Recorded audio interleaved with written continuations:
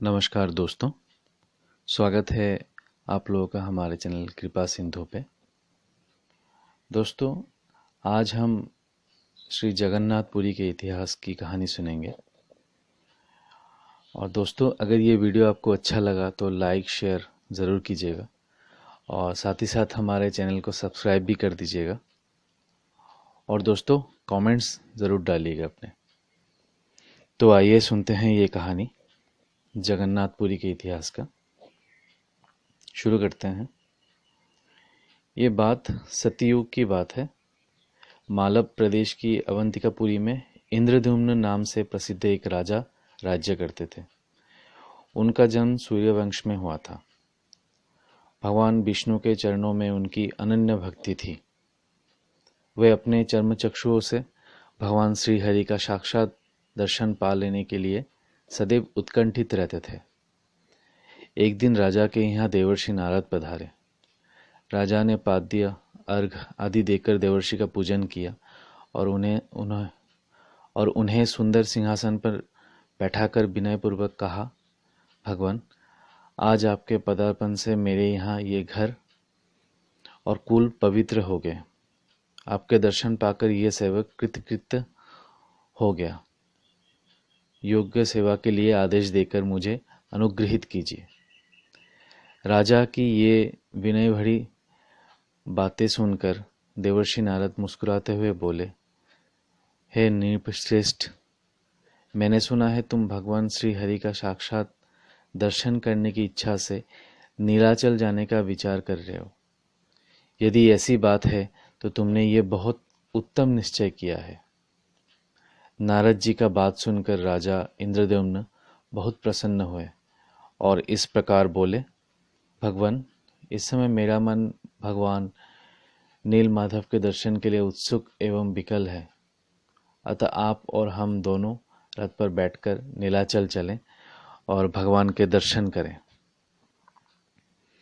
नारद जी के तथास्तु कहने पर महाराज इंद्रद्युम्न ने यात्रा की आवश्यक तैयारी कर ली और राजकीय मंदिर में भगवान विष्णु के दर्शन करके वे नारद जी के साथ रथ पर सवार हुए।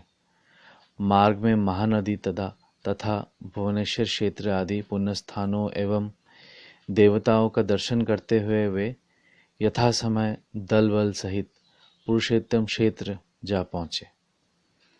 वहाँ राजा इंद्रद्युम्न ने नारद जी के साथ भगवान नृसिंह जी, कल्पवट तथा श्री नील माधव के स्थान के दर्शन किए। तत्पश्चात उन्होंने 1000 अश्वमेध यज्ञ का अनुष्ठान आरंभ किया।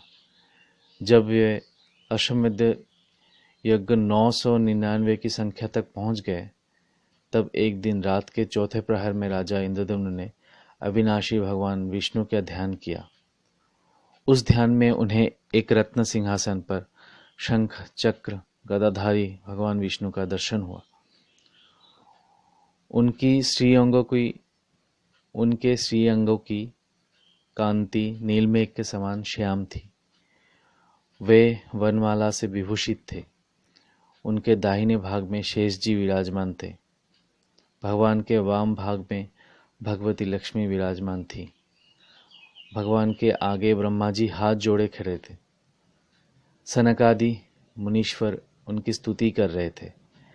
ध्यान में भगवान का इस प्रकार दर्शन पाकर राजा इंद्रद्युम्न को बड़ा हर्ष हुआ। उन्होंने नारद जी से सब बातें कही। तब नारद जी ने आश्वासन देते हुए कहा, राजन, इस यज्ञ के अंत में तुम्हें भगवान यहाँ प्रत्यक्ष दर्शन देंगे। ये सब बातें दूसरे किसी के आगे प्रकाशित ना करना। राजा इंद्रद्युम्न के अश्वमेध यज्ञ के पूर्ण होने पर वहाँ भगवान स्वयं 4 विग्रह में प्रकट हुए। बलभद्र, सुभद्रा और सुदर्शन चक्र के साथ भगवान जगन्नाथ जी दिव्य आसन पर विराजमान हुए। भगवान के 4 दिव्य रूप संपन्न हो जाने पर पुनः आकाशवाणी हुई कि इन चारों प्रतिमाओं की नीलाचल पर कल्पवृक्ष के व्यायु कोण में 100 हाथ की दूरी पर और भगवान नृसिंह के उत्तर भाग में जो मैदान है उसमें मंदिर बनवाकर स्थापना करो। राजा ने उसका प्रसन्नतापूर्वक पालन किया। राजा इंद्रदुम्न ने भगवान जगन्नाथ जी की स्थापना करके उनकी स्तुति की और फिर उन चारों काष्ठमयी प्रतिमाओं का विधिवत पूजन किया। ये वही पुरुषोत्तम क्षेत्र है जो चारों धामों में से एक है और जगन्नाथपुरी के नाम से प्रसिद्ध है। राजर्षि इंद्रदुम्न भगवान पुरुषोत्तम को प्रसन्न करके नारद जी के साथ ब्रह्मलोक में चले गए। तो ये है श्री जगन्नाथपुरी के इतिहास। दोस्तों, कैसा लगा आपको ये कहानी? अपनी जो ओपिनियन है आप अपने कमेंट्स में ज़रूर डालें और इस वीडियो को शेयर करें और कृपा सिंधु को सब्सक्राइब करें। धन्यवाद।